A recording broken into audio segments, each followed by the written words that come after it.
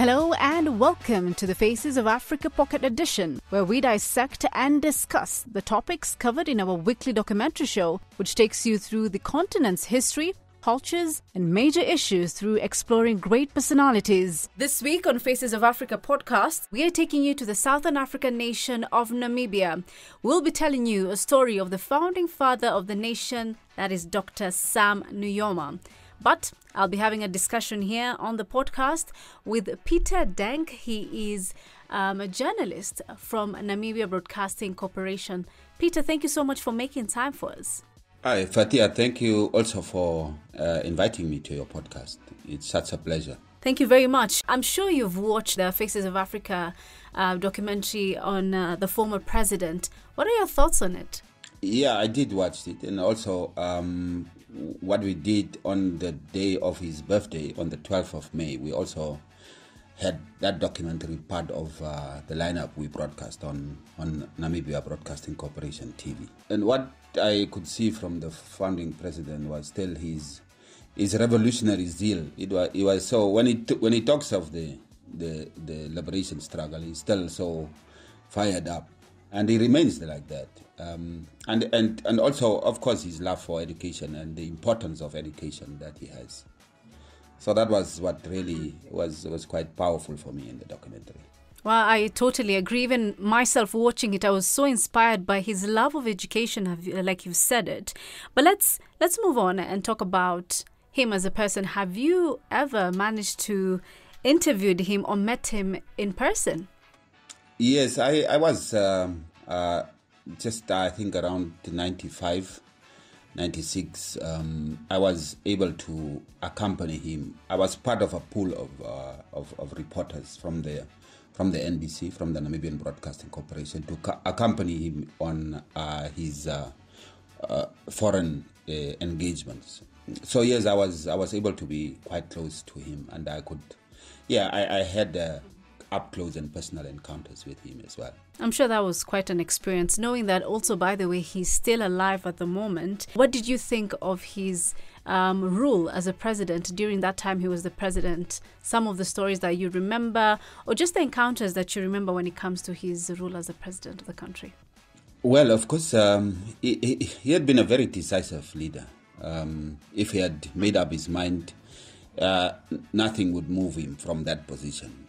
Very decisive. If he decides to move, he does that out of his conviction, and he moves very, very decisively. You know, in the documentary, you can also see how proud he was when the South African flag was lowered. The Namibian flag, a new nation, was born. When that flag was hoisted, you could see how he felt about it. Naturally, he had to be very strict, and had to form the nation. The new Namibian nation had to put structures, systems, and institutions in place. What would you say would be different right now? I mean, he left office 19 years ago. What has changed in Namibia in terms of like politics and development at the moment? Yes, he left office 2005. And then he had President Pohamba taking over, and then also the late President Geingob also took over from President Pohamba after 10 years.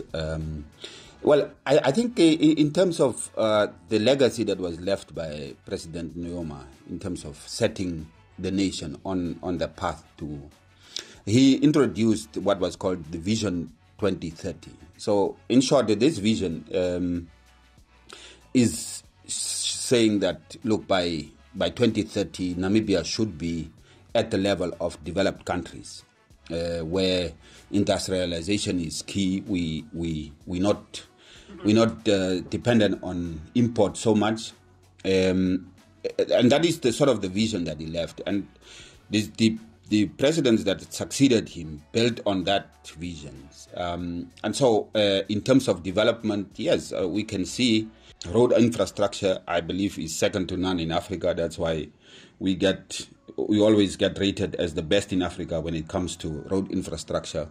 Communications, I believe 76%, 80% of the country is covered. Housing is another area where we could see there has been an improvement. Yeah, I mean, something else I think that I'd like to mention is when you watch the documentary, we have a journalist who talks about his story also in the documentary. But at some point, during his tenure, there was a bit of, I don't know if I should call a gag. What is the status of press freedom right now in Namibia? Just by way of illustration, we went to Burkina Faso not so long ago. Namibia being the last year still being the first or the number one country in Africa when it comes to media freedom. We got a reward from the Freedom of Expression Institute in Ouagadougou. But if you, and we had, I had conversations with many people within West Africa, the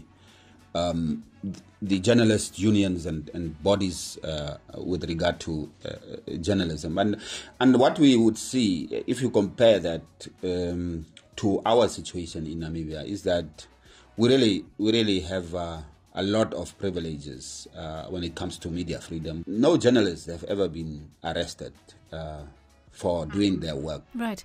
I mean, Peter, as we wrap up the conversation, I want you to tell me what you think about the current leadership in Namibia, because what is interesting, what we've seen in the recent past is after the former president passed, the late president passed early in the year, we saw the vice president taking over, but the vice president is saying he's not going to vie to be a president for the upcoming election. This is not something we see in Africa.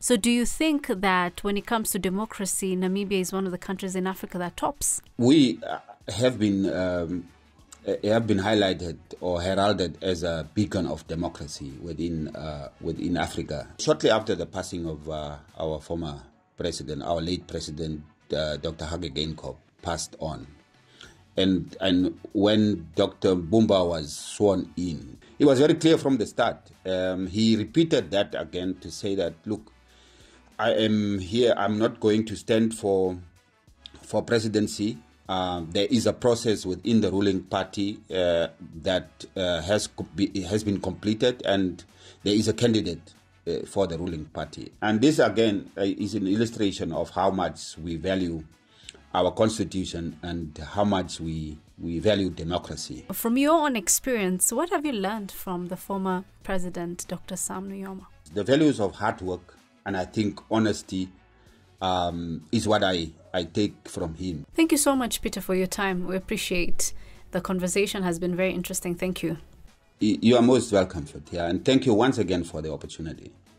Remember, you can watch this documentary on our CGTN platforms. On Sunday, it runs live at 12:30 East Africa time, 17:30 Beijing time, and 9:30 GMT. On Monday, it will be uploaded on our YouTube channels. See you next time.